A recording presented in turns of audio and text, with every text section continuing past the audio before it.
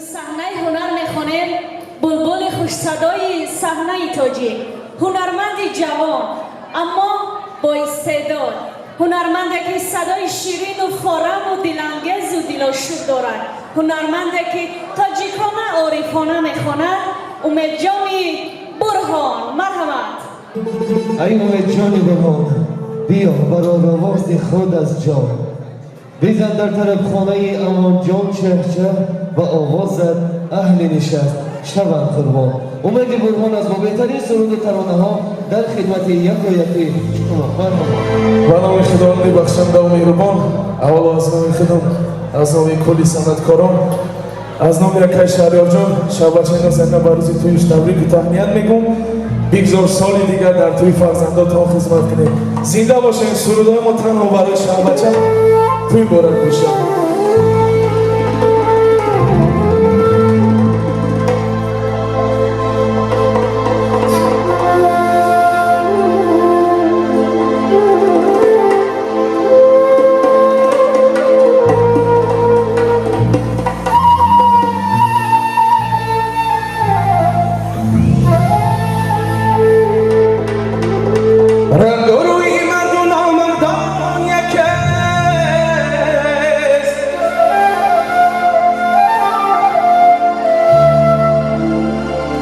روی مردون آمردان یکست، سالها باید بگردی تا بدانی مرد کیست.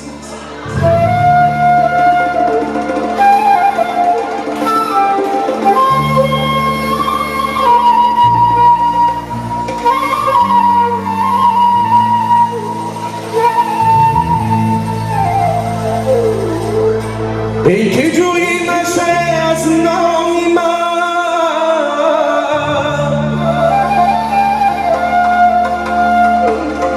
ای که جویی نشه از نامی من، سعی کن کنی برادر حکمت در نام است.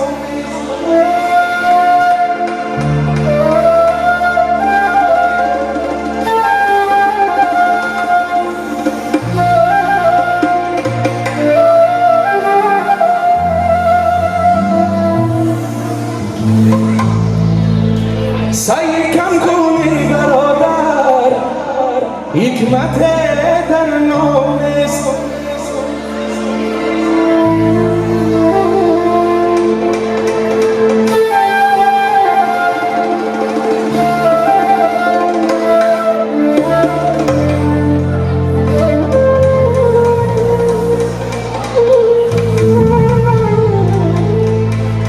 سوختم این شب خدا شب خدایا، آتشم در پیکرم،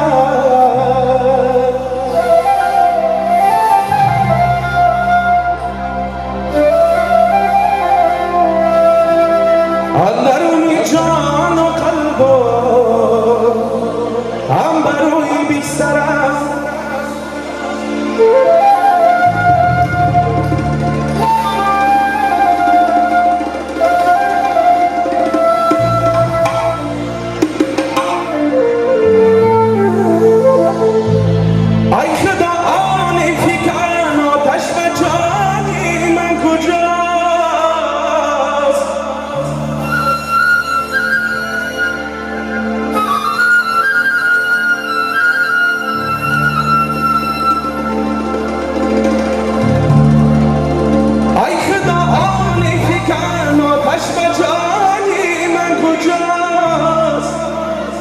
ای خدا می سوزم و می نمایم در برم،